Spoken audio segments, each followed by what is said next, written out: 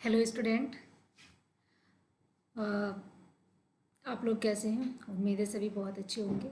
आज हम अपने सिलेबस के एक बहुत ही महत्वपूर्ण मुद्दा है नारीवाद, नारीवादी आंदोलन। इसमें उत्तर में नारीवाद, दक्षिण में नारीवाद और इसके अलावा कई बार निबंधात्मक प्रश्न भी इसमें आ जाते हैं कि जिसमें हमें देखना होता है कि नारीवाद पर हमें किस तरीके से एक डिस्कोर्स किस तरीके से करना है, एक फेमिनिस्ट डिस्कोर्स क्या है। तो एक्चुअली उत्तर और दक्षिण में नारीवादी आंदोलन को जानने से पहले नारीवाद की जो एक शुरुआत है वो कहाँ से हुई है, उसका बेसिक कहाँ से है, उसकी जड़ें कहाँ से हैं। ठीक है, आज हम इस पे चर्चा करेंगे। तो ये बहुत ही महत्वपूर्ण क्लास है, आप सभी के लिए बहुत महत्वपूर्ण क्लास है। तो मैंने इसमें जो है सबसे पहले हम एक इस पर बेसिक लेवल पे चर्चा करेंगे। ओके, कि मेरा उद्देश्य ये नहीं है कि मैं वीडियो बना के सिर्फ काम पूरा कर दूं और आप लोगों को चीज़ें समझ में ना आए। तो जनरली हम लोग यहाँ पर जो डिस्कशन लेके चल रहे हैं वो नारीवादी एक जो आंदोलन है उसका है। तो किस तरीके से उत्तर और दक्षिण में नारीवादी आंदोलन हुए हैं, कैसे उनमें चेंजेस आए, ये एक आगे का विषय होगा। पहले हम यहाँ पर देखेंगे कि नारीवाद की शुरुआत कहाँ से होती है और एक्चुअली नारीवाद क्या है। तो देखिए, जैसा नाम से ही बिल्कुल क्लियर है कि नारीवाद, नारियां जो हैं वो सदियों से उनकी जो स्थिति है, सामाजिक स्थिति, आर्थिक स्थिति, राजनीतिक स्थिति पुरुषों की अपेक्षा बहुत ज़्यादा कमज़ोर रही है। या आप ये कह सकते हैं कि पुरुष सत्तात्मक जो समाज है, जो पितृसत्ता है, उसने हमेशा नारी को एक दोयम दर्जे के स्थान पर रखा है। तो नारीवादी विमर्श यानी कि नारियों की स्थिति पर एक विचार विमर्श, इतिहास लेखन, ठीक है, उनकी स्थिति में सुधार या उनका शिक्षा से सरोकार, इन सारे मुद्दों पर जो एक शुरुआत होती है वो कहाँ से हुई, तो वो होती है आधुनिक यूरोप में। ठीक है, और आधुनिक यूरोप की जो शुरुआत है 15वीं-16वीं शताब्दी से मानी जाती है, जब वहाँ पर प्रबोधन, रेनेसां, पुनर्जागरण ये सब चल रहा है। ठीक है, तो नारीवादी विमर्श की शुरुआत जो हम देखेंगे आधुनिक संदर्भों में, तो वो है आधुनिक यूरोप से। ठीक है, और यूरोप में नारियों की स्थिति में किस तरीके से परिवर्तन आए या वो कौन से मुद्दे थे जिस वजह से उनकी स्थिति में परिवर्तन को जो है वो महसूस किया गया कि हाँ, यहाँ पर परिवर्तन होना चाहिए। ठीक है, तो ये था कि यूरोप की राजनीतिक सामाजिक जो दशाएं थी उनमें बड़ा तेजी से चेंज हुए। ठीक है, ये आधुनिक यूरोप में हुए। कौन कौन से वो चेंज थे, तो फर्स्ट ऑफ ऑल अगर आपको मैं वो चेंज दिखाऊं तो ये चेंज क्या है, ये आप यहाँ पर देखिए। ठीक है, ये कि यहाँ जो है पूंजीवाद का उदय, शहरीकरण का उदय, और उसके अलावा साक्षरता, प्रिंटिंग प्रेस और संवैधानिक प्रणाली का विकास, नागरिक अधिकारों के लिए संघर्ष, धर्म सुधार आंदोलन, प्रबोधन और वैज्ञानिक क्रांति। ये वो सारे चेंज थे जिन्होंने पूरी सामाजिक व्यवस्था में, आर्थिक व्यवस्था में जो चेंज किए, उनसे राजनीतिक व्यवस्था में भी स्वाभाविक रूप से चेंज हुए। ठीक है, तो इन सारे जो चेंजेस यहाँ पर हो रहे हैं, इसी सारे माहौल में जो है वो महिलाओं की स्थिति में भी चेंज आए। ठीक है, तो एक पितृसत्तात्मक समाज में महिलाओं के अधिकारों के लिए जो आवाज़ उठना शुरू हुई वो आधुनिक यूरोप में उठना शुरू हुई है, या सबसे पहले आधुनिक यूरोप में शुरुआत हुई है। तो पहला पॉइंट आपका ये क्लियर हो गया कि आधुनिक यूरोप में जो महिलाओं की स्थिति में, महिलाओं की दशा पर लेकर जो भी चेंजेस यहाँ पर हुए हैं वो वहाँ की राजनीतिक और जो सामाजिक दशाएं हैं उनमें परिवर्तन की वजह से हुए। और ये जो मैंने हैं आपको पूरे बता दिए कि कौन कौन से चेंजेस यहाँ पर हो रहे थे। तो नारीवाद को समझने से पहले हमें ये समझना चाहिए कि नारीवाद की आवश्यकता क्यों है, क्योंकि समाज पितृसत्तात्मक है। तो पितृसत्तात्मकता एक्चुअली क्या है? ठीक है, एक पितृसत्तात्मक समाज की जो परिभाषा है वो क्या है?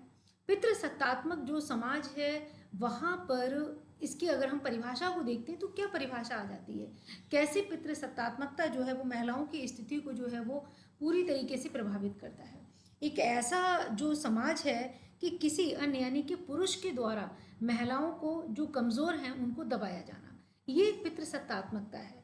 ठीक है, दूसरा एक यहाँ पर एक और मुद्दा भी हम देखते हैं कि महिलाओं की क्या भूमिका होना चाहिए, इसका भी निर्धारण पुरुष ही करते हैं। ठीक है, तो पुरुषों के द्वारा महिलाओं को दबाया जाना आर्थिक आधार पर, सामाजिक आधार पर, राजनीतिक आधार पर, और उनको अपने अधीन रखने का प्रयास करना, यही पितृसत्तात्मकता है सिंपल शब्दों में। ठीक है। अब यहाँ पर दो शब्द और आते हैं, देखिए जब आपको लिखना है, क्योंकि जब आपको आंसर लिखना होता है ना तो आपको छोटे छोटे टर्म्स को क्लियर करना होता है। तो यहाँ पर दो चीज़ें हैं जिनको लेकर डिस्कशन होता है, एक तो है लैंगिकता और दूसरा होता है लैंगिक व्यवस्था। तो लैंगिकता यानी कि सेक्स और लैंगिक व्यवस्था यानी कि जेंडर, ठीक है। तो इन दोनों में बहुत ज़्यादा अंतर है। लैंगिकता क्या है? बायोलॉजिकली सेक्स, यानी कि बायोलॉजिकली ईश्वर ने स्त्री और पुरुष को अलग अलग बनाया है कि वो मेल है और वो फीमेल है, ये लैंगिकता है, ठीक है। और लैंगिक व्यवस्था क्या है?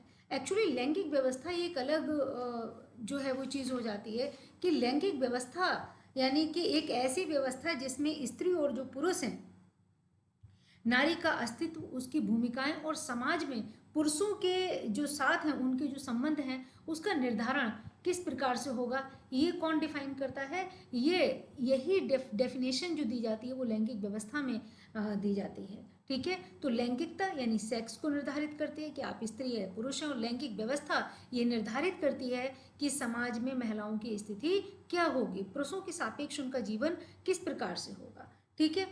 अब ये आ गया, अब हमने आपको बताया कि आधुनिक यूरोप में नारीवादी विमर्श की शुरुआत होती है, ठीक है। तो यूरोप में उस वक्त में नारियों की स्थिति क्या है? जैसे आप सभी लोग जानते हैं कि अगर हम भारत की बात करते हैं तो भारत में सामाजिक और धर्म सुधार जो आंदोलन हुए हैं वो 19वीं शताब्दी में हुए हैं। तो यहाँ पर महिलाओं की स्थिति में सुधार लाने के प्रयास किए गए, बिकॉज सुधार कहाँ पर होता है? जहाँ पर स्थिति बहुत ज़्यादा खराब होती है। और तो यूरोप में ऐसे क्या हालात थे? तो मैं आपको एक चीज़ बता दूं यहाँ पर कि यूरोप में जो महिलाओं की स्थिति है वो भारत और चीन में महिलाओं से भिन्न थी। जैसे अब भिन्न कैसे है? जिस तरह का देखिए भारत और चीन में कुछ बहुत ही ज़्यादा क्रूर रिचुअल्स जो थी वो मौजूद थी उस समय, जैसे कि सती प्रथा, ठीक है। तो अब सती प्रथा है तो हम कहते हैं कि पति की मृत्यु के पश्चात उसकी पत्नी को उसकी चिता पर जिंदा जला दिया जाना। क्या है ये? एक्चुअली क्या ये उसकी स्वेच्छा है या फिर वो अपनी इच्छा से पति का प्रेम है? नहीं, ये एक दबाव है नारी के ऊपर कि उसकी यौनिकता उसकी पवित्रता बनी रहे, यानी कि उसकी यौनिकता पर भी उसकी जो सेक्सुअल डिजायर्स हैं या उसकी जो यौनिकता है उसके ऊपर केवल और केवल उसके पति का अधिकार है। पति की मृत्यु के पश्चात कहीं वो पवित्रता जो है वो किसी भी प्रकार से कम ना हो जाए, यानी कि महिलाओं का एक वस्तुकरण हो गया यहाँ पर, ठीक है। तो इस वजह से पति की मृत्यु के पश्चात उस पत्नी को भी पति के साथ जलकर मर जाना चाहिए, बिकॉज वो पति की संपत्ति के समान है, ठीक है। तो ये प्रेम नहीं है। प्रेम बहुत लोग करते हैं, आज भी बहुत लोग लोगों से प्रेम करते हैं, बट किसी के मरने के बाद कोई उसके साथ मर नहीं जाता। और पत्नी प्रेम करती तो पति भी करता, तो पति तो ऐसा कभी नहीं कर सकता था। तो ये एक्चुअली महिलाओं को दबाने का प्रयास था। ऐसे ही मैं आपको चीन की एक प्रथा बताऊंगी, फुट बाइंडिंग के नाम से उसको जाना जाता है, पैर बंध्यकरण, बहुत ही क्रूर प्रथा। एक्चुअली पितृसत्तात्मक समाज जो है उसने महिलाओं के आदर्शों को जब स्थापित किया तो उन आदर्शों में महिलाओं के लिए जो है उनकी सुंदरता, सुशील होना, उनका ये सारी चीज़ें, तो सुंदरता के जो मानदंड है वो बहुत ऊपर रहे। क्यों? मैंने आपको एक लाइन यहाँ बोली कि महिलाओं का वस्तुकरण हो चुका है, ठीक है। तो महिलाओं को ऐसा होना चाहिए, उनको उनके बाल लंबे होना चाहिए, ये पितृसत्तात्मक समाज डिफाइन कर रहा है, ठीक है। उनके पोशाकें ऐसी होना चाहिए।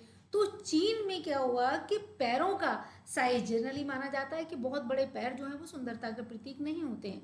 तो वहाँ पर बच्चियों को, जो लड़कियां हुआ करती थी, उनको छोटे से ही ऐसे टाइट जूते पहना कर रखा जाता था कि जिससे उनके पैर जो हैं वो उनका साइज ना बढ़े। कई बार ये जूट जो उनके बूट हुआ करते थे वो धातुओं के भी बना के उनको पहना दिए जाते थे। तो इससे महिलाओं की कई बार उंगलियां घायल हो जाती थी, पैरों का विकास तो रोक, जबरदस्ती अगर आप विकास रोकेंगे तो क्या होगा, और वो छाले पड़ जाते थे, पैर मतलब बुरी तरीके से उनके खराब होने लगते थे। लेकिन एक पितृसत्तात्मक समाज में महिलाओं के पैर छोटे होना एक डिमांड है, तो इसलिए पैरों का वंध्यकरण वहाँ पर आवश्यक था।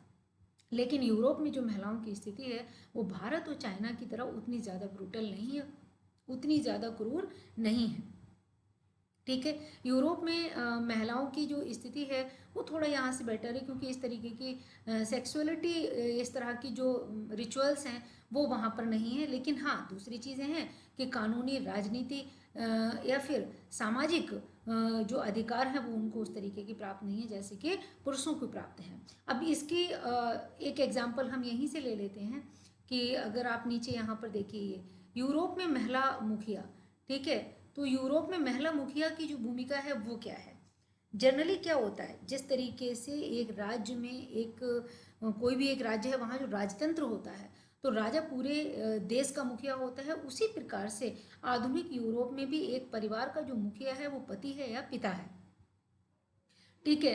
तो परिवार के जो मुखिया हैं मैक्सिमम जो थे वो पुरुष ही थे, ठीक है। अगर किसी परिवार में किसी पुरुष की मृत्यु हो जाती है और उसके नीचे भी कोई दूसरा पुरुष नहीं है जो परिवार को लीड कर सके, तब वहाँ पर परिवार में महिला मुखिया परिवार को संभालती थी, ठीक है। तो 16वीं सदी में अगर हम देखते हैं, यानी कि केवल 10 घर यूरोप में ऐसे थे कि जहाँ पर महिलाएं मुखिया थी, और 1780 तक बढ़कर इनकी संख्या 20 हो गई। ये आंकड़े हैं जो दर्शाए गए हैं, तो वही मैंने आपको बताया है कि यूरोप में, तो इससे हमें क्या पता चलता है कि महिलाओं का कितना कम वर्चस्व है। यानी कि अगर कंडीशंस ऐसे हैं कि कोई पुरुष वहाँ परिवार को संभालने वाला नहीं है, तभी महिला जो है वो परिवार की मुखिया बनेगी, अदरवाइज पुरुष ही परिवार के मुखिया रहेंगे और महिलाओं की जो सामाजिक स्थिति है उसको निर्धारित करने का काम भी पुरुष करेंगे, ठीक है। और दूसरी मैंने एक चीज़ और बताई कि यहाँ पर डिफरेंट किस तरीके से, हाँ यूरोप में एक बड़ा अच्छी बात ये थी कि वहाँ पर महिलाओं को पुनर्विवाह करने का अधिकार था, जबकि भारत में इस तरीके का अधिकार नहीं था महिलाओं को। तो यहाँ महिलाएं पुनर्विवाह अपना कर सकती थी। लेकिन एक बार विवाह होने के पश्चात यूरोप में भी बहुत जगहों पर इस तरीके के कानून हुआ करते थे कि पत्नी की संपत्ति पर, ब्रिटेन में भी ये था कि उसके पति का अधिकार हो जाता है। अगर मान लीजिए कि कोई लड़की अपने माता पिता की इकलौती संतान है, तो जब उसका विवाह हो जाएगा तो वो अपने माता पिता की संपत्ति के अधिकारी होना चाहिए, ठीक है। लेकिन विवाह हुआ तो उसके पश्चात उसका पति उसका जो है वो मालिक हो जाएगा सारी संपत्ति का। हालांकि उसको अपने दहेज की जो संपत्ति होती थी, दहेज जो होता था उस पर कुछ कानूनी अधिकार होता था, और धीरे धीरे थोड़ा सा आगे बढ़ने के बाद वहाँ पर महिलाओं को आधुनिक यूरोप में पति की संपत्ति पर भी अधिकार होने लगे थे। लेकिन जैसे थोड़ा सा एक क्या हो रहा है कि एक महिलाओं की स्थिति में थोड़ा सुधार लाने का प्रयास किया जा रहा है, या वो थोड़ा सा ऊपर आने का प्रयास कर रही हैं, तो वैसे वैसे जो पुरुषों का वर्चस्व है वो उन्हें निरंतर जो है वो कंट्रोल करने का प्रयास भी कर रहा है, ठीक है। अच्छा, दूसरा क्या है, यूरोप में एक और चीज़ थी कि जो लड़कियां हैं जब उनका विवाह हो गया तो विवाह के पश्चात वहाँ पर भी ये मान लिया जाता था कि भाई अब उनका माता पिता के साथ कोई मजबूत संबंध नहीं है, ठीक है। तो अगर माता पिता के साथ मजबूत संबंध नहीं है तो वो अपने आर्थिक और जो उनकी सामाजिक निर्भरता है वो पूरी तरीके से पति पर हो गई, क्योंकि उनको सामाजिक आर्थिक जो सहारा है वो अपने माता पिता से अब नहीं मिलेगा। तो ऐसी सिचुएशन में भी महिलाएं जो है वो मजबूर हो जाती थी पति के साथ ही जीवन व्यतीत करने के लिए, और उसके अधीन होकर जीवन व्यतीत करने के लिए, एक दोयम दर्जे की जो स्थिति है उसको लेकर चलने के लिए, ठीक है। तो नारीवाद का नारीवादी जो सोच है, नारीवादी जो आंदोलन है, नारीवादी जो लेखक हैं, उनका जो उद्देश्य रहा है वो नारी की स्थिति को उठाने का रहा है, ठीक है। अब नारी की स्थिति को उठाने के लिए जितने भी नारीवादी इतिहासकार हैं उन्होंने जो कुछ भी लिखा है, ठीक है, तो यहाँ पर एक बहुत बड़ा मुद्दा ये है, वो उनके लिखने का मसला ये है कि महिलाओं का पुरुषों के बराबर आना या उनसे आगे जाना मसला है ही नहीं। मसला यहाँ पर यह है कि महिलाएं अपने आप में इतनी विवेकवान हों, शिक्षित हों, अपने अधिकारों के प्रति जागरूक हों कि वो दया की तरह ना देखें कि कोई उनके लिए कुछ कर दे तो ये उनके लिए बहुत बड़ा मुद्दा हो गया, बल्कि वो अपने अधिकारों के प्रति जागरूक होकर, ठीक है, अपने हक के लिए खुद लड़ाई लड़ें, खुद उन्हें खड़ा होना चाहिए, ठीक है। तो ये नारीवादी जो लेखक हैं उनका उद्देश्य रहा है, और बहुत सारे जो नारीवादी लेखक हैं उन्होंने जो है, मैं भी उनकी चर्चा करूंगी कि महिलाओं पर लिखा है आधुनिक यूरोप में। अच्छा, दूसरी एक चीज़ ये है कि आधुनिक यूरोप में अगर हम देखते हैं तो प्रोटेस्टेंट और कैथोलिक जो धर्म है, अब इनका क्या प्रभाव पड़ा, क्योंकि रेनेसां के साथ में वैसे भी उससे पहले थोड़ा सा ये सारे धर्म वहाँ पर मौजूद हैं, और इन धर्मों का क्या प्रभाव पड़ा है महिलाओं की स्थिति पर, ठीक है। तो प्रोटेस्टेंट और कैथोलिक धर्म जो हैं इन्होंने, वैसे तो देखिए जो धर्म है वहाँ पर भी महिलाओं को की भूमिका कुछ अलग ही हो जाती है, क्योंकि वहाँ जब विवाह होता है किसी भी महिला का, तो देखिए पुरुष के लिए एक ईश्वर है, और लगभग हर धर्म में ही इस तरह की व्यवस्था की गई है, और महिलाओं के लिए दो ईश्वर की व्यवस्था कर दी जाती है कि एक ईश्वर तो वो है जिसने सबको बनाया है, और दूसरा ईश्वर आपका पति है, ठीक है। ये सब जगह है। हिंदू धर्म में अगर हम देखते हैं तो यहाँ पर भी है कि पति परमेश्वर है। इस्लाम में अगर हम देखते हैं तो वहाँ पर यह है कि अगर खुदा के बाद किसी को सजदा होता तो वो पति को होता, और पति जो है वो एक औरत का मजाजी खुदा है। मजाजी मतलब दुनियावी खुदा है, ठीक है। तो हर धर्म जो है कहीं ना कहीं वो पितृसत्ता से पूरी तरह से प्रभावित दिखाई देता है। और यहाँ पर भी महिलाओं के लिए जो है वो दोयम दर्जा है कि उन्हें पति को जो है वो परमेश्वर की तरह मानना है, तो ऐसी सिचुएशन में उसकी आज्ञाओं का उल्लंघन करना उसके लिए पाप हो जाएगा, ठीक है। तो यहाँ पर धार्मिक स्तर पर अगर हम देखें तो महिलाओं की जो स्थिति है वो वैसे तो उनको पितृसत्तात्मक समाज में ही एक दोयम दर्जे की स्थिति देती है, लेकिन हाँ, प्रोटेस्टेंट और जो कैथोलिक धर्म थे इसमें जब महिलाओं ने बाइबल को पढ़ना शुरू किया और दूसरी चीज़ों को करना शुरू किया, तो वहाँ पर जो आदर्श हैं उन्होंने महिलाओं की स्थिति को थोड़ा सा बढ़ाने का प्रयास किया। जैसे माँ का महत्व बढ़ना शुरू हो गया, एक आदर्श महिला कैसी होना चाहिए, उसको सभ्य है, सुशिक्षित है, ठीक है। तो महिलाओं की स्थिति में थोड़ा सा एक जो है एक पॉजिटिव चेंज भी आना शुरू हुआ। और फिर आप चेंज से ज़्यादा ये कहेंगे कि जो प्रोटेस्टेंट और जो कैथोलिक धर्म है उनका सहारा खुद महिलाओं ने लिया अपनी स्थिति को बेहतर करने के लिए, ठीक है। तो आप यहाँ पर देख सकते हैं विवाह का प्रभाव मैंने आपको बता दिया कि क्या रहा है। तो अगला जो मुद्दा है यहाँ पर कि राजदरबार में महिलाओं की क्या भूमिका है। तो आधुनिक यूरोप में राजदरबार में भी महिलाओं की जो भूमिका थी वो बहुत महत्वपूर्ण नहीं है, क्योंकि वो बहुत ऊंचे या सरकारी पदों पर नियुक्त नहीं थी। लेकिन हाँ, राज दरबार की जो महिलाएं हुआ करती थी, जो रानी हैं, जो राजमाता हैं, उनकी भूमिका बहुत महत्वपूर्ण होती थी और वो राजाओं के ऊपर अपना काफ़ी प्रभाव रखती थी। और वहाँ पर जो है वो बहुत सारे मुद्दों पर अपनी राय रख सकती थी या फिर वहाँ पर अपनी एक सिफारिश दे सकती हैं। यानी काफ़ी हद तक राज दरबार के जीवन को राज परिवार की महिलाएं प्रभावित करती थी। लेकिन ये प्रभाव तक है, ऐसा नहीं है कि वो सीधे तौर पर आकर यहाँ पर अपनी कोई भूमिका निभा रही थी, ठीक है। अब हम यहाँ पर देखेंगे कि नारीवाद पर जो आधुनिक यूरोप है वहाँ पर जब इतिहास लेखन आरंभ हुआ तो इतिहास लेखन की दो धाराएं थी। देखिए यहाँ पर मैंने ये बताया कि दो धाराएं थी यहाँ पर, ठीक है।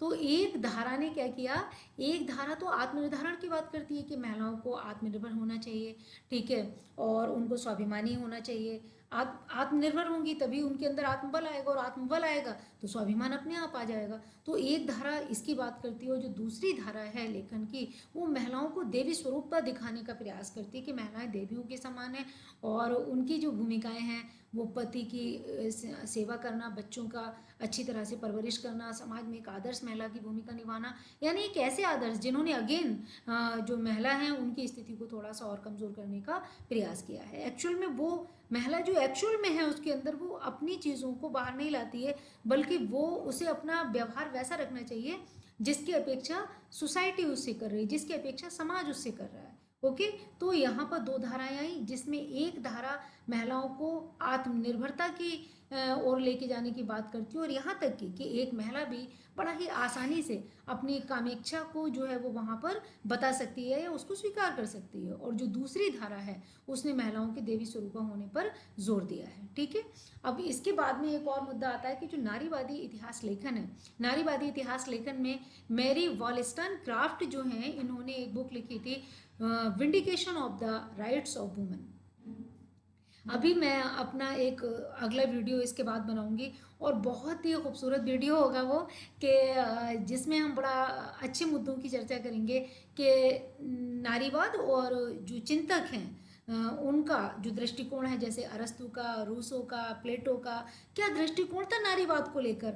हम बड़ा आश्चर्यचकित हो जाते हैं कि ये चिंतक जिनका समाज को लेकर एक जो नज़रिया है और महिलाओं के साथ उनका क्या नज़रिया है। तो मेरी वॉलस्टनक्राफ्ट ने रूसो ने जो महिलाओं के बारे में लिखा था तो उन्होंने रूसो के विचारों की जबरदस्त आलोचना की है और उन्होंने विंडिकेशन ऑफ द राइट्स में उन सारे मुद्दों को यहाँ पर उठाया है कि नहीं, महिलाएं जो हैं वो भी बुद्धिजीवी हो सकती हैं, ठीक है। तो उन्होंने रूसो के मुद्दों को एक सिरे से काटा है और महिलाओं के अधिकारों की, महिलाओं की भूमिकाओं की वकालत की है। दूसरे इतिहासकार हैं जिन्होंने नारीवाद पर लिखा है, ये हैं जेएन स्कॉट, जेएन केली, Natalie Davis, women on top. Natalie Davis बहुत बड़ी राइटर हैं, इतिहासकार हैं जिन्होंने नारीवाद पर बहुत ज़्यादा लिखा है। और दूसरे इसके अलावा हैं करोलिन बाइनम और मैरी वाइजेंटर, ठीक है। और इसके अलावा कुछ आधुनिक जो बिल्कुल ही आधुनिक नारीवादी लेखक हैं वो हैं जो स्थेंडीर और क्लार्क क्रोस्टन, एलिस क्लार्क, ठीक है। तो इन्होंने जो एलिस क्लार्क है इनके लेखन की एक और विशेषता है कि एलिस क्लार्क ने बाकी सारे इतिहासकार और सारी चिंतक ये बताने का प्रयास करेंगे कि औद्योगिकीकरण ने महिलाओं की स्थिति में किस प्रकार से चेंज किया, क्योंकि औद्योगिकरण ने शहरीकरण को बढ़ावा दिया। इस पर भी मैं कोशिश करूंगी कि अगले वीडियो में पूरी चर्चा करूं। और शहरीकरण और औद्योगिकरण में जो है वो वहाँ पर रोजगार के बहुत सारे अवसर उपलब्ध हुए, जिससे महिलाओं की स्थिति में चेंज आया। ठीक है, लेकिन ये बता रहे हैं, एलिस क्लार्क ने कहा है कि नहीं, औद्योगिकरण का बड़ा ही नकारात्मक प्रभाव पड़ा है महिलाओं की स्थिति पर। कैसे? क्योंकि श्रम का विभाजन लैंगिकता के आधार पर पहले से ही समाज में था। और यहाँ पर पहले मैं इनका क्लियर कर दूं कि औद्योगिकरण का नकारात्मक प्रभाव क्या है कि महिलाओं के श्रम को कम करके आंका जाना, या उनको कम पैसा दिया जाना, समान काम के लिए उनको कम वेतन दिया जाना। ठीक है, ये सारी चीज़ें। दूसरी एक चीज़ और हो जाती है कि महिलाओं की स्थिति में कमी का या उनकी गिरावट का या उनका दोयम दर्जा होने का एक बहुत बड़ा रीज़न है कि काम तो महिलाएं भी करती हैं। पितृसत्तात्मक समाज का जो मतलब होता है वो यही होता है कि महिलाओं के ऊपर काम का बोझ ज़्यादा होना और उनके अधिकार कम होना। ठीक है, तो घर के अंदर जो श्रम का विभाजन है, श्रम का विभाजन इस तरह से हो गया कि घर के सारे काम महिलाएं करेंगी और इन कामों का कोई भी जो है वो एक आर्थिक उनका लाभ उनको नहीं मिलेगा। ठीक है, क्योंकि इनका आर्थिक मूल्यांकन नहीं होगा। घरेलू काम जो उनका आर्थिक मूल्यांकन नहीं होता है, और जो बाहरी काम है वो पुरुष करेंगे, और वो महत्वपूर्ण काम है, महिलाएं उनके ऊपर निर्भर हैं। और यही नारीवाद है, यही पितृसत्तात्मक समाज है कि जिसमें महिलाएं आर्थिक रूप से पुरुषों पर निर्भर हैं, यानी काम वो बहुत ज़्यादा करती हैं, लेकिन उनका घर का काम है और उसका कोई आर्थिक मूल्यांकन नहीं। वहीं पुरुष बाहर काम करते हैं तो उनके काम का आर्थिक मूल्यांकन है। तो श्रम का जो विभाजन है ये भी लैंगिकता के आधार पर किया गया कि महिलाओं के ये काम होना चाहिए और पुरुषों के ये काम होना चाहिए। ठीक है, तो नारीवादी विमर्श में हमने एक पृष्ठभूमि को देखा है। आप थोड़ा इतिहासकारों के नाम भी यहाँ पर ध्यान रखिएगा। ठीक है, कि कौन कौन से हैं। और एक शुरुआत जो हुई है नारीवादी इतिहास लेखन की वो आधुनिक यूरोप में हुई है। तो यूरोप में महिलाओं की क्या स्थिति है, भारत से वो किस तरीके से भिन्न है। ठीक है, यूरोप में जो ये पितृसत्तात्मकता है बहुत तेजी से भी उभरी थी, हालांकि मध्यकाल में भी थी लेकिन वो स्वरूप नहीं था। आधुनिक यूरोप में जो पितृसत्तात्मकता है उसको अपने अधीन करने का आधुनिक यूरोप में हुआ, और भारत में महिलाओं की स्थिति को अधीन करने का और तेजी से प्रयास राष्ट्रवाद के उदय के साथ भी देखा जाता है। ठीक है, कि महिलाओं को सभ्य होना चाहिए, सुशील होना चाहिए, उनकी भूमिकाओं को बार बार निर्धारित करना पुरुषों के द्वारा। ठीक है, अगर वो शिक्षित हो रही हैं तो वहाँ पर शिक्षा जो है वो मैं आगे आपको समझाऊंगी कि अगर महिला एक शिक्षित हो रही है तो ऐसा नहीं है कि उसको विज्ञान का और मतलब मैनेजमेंट का या फिर बहुत धर्म का दूसरे मसलों का अध्ययन करना चाहिए। धर्म का मतलब एक ऐसा नहीं है, धर्म मतलब बाइबल पढ़ना चाहिए, लेकिन वो पुजारी नहीं बन सकती है, प्रीस्ट नहीं बन सकती है। ठीक है, या उसका जो अध्ययन है उसका दायरा लैटिन भाषा पढ़ना नहीं हो सकता है। तो अगर वो शिक्षित है तो वो शिक्षा जो है वो बच्चों को बेहतर बनाने के लिए होना चाहिए, उसको सरल होना चाहिए और उसको बहुत सुशील होना चाहिए, यानी एक आदर्श नारी के गुण उसके अंदर क्या होना चाहिए। तो ये भी निर्धारण पुरुषों के द्वारा ही हमेशा किया गया है। तो ये एक विमर्श था। अगले वीडियो में मैं आपको जो है नारीवाद के दूसरे जो मुद्दे हैं उन पे चर्चा करूँगी। ठीक है, तो आप अपना ध्यान रखिए और इस मुद्दे को अच्छे से पढ़िए, क्योंकि एग्जाम में इस तरह के मुद्दे पूछ लिए जाते हैं। ठीक है, बाय।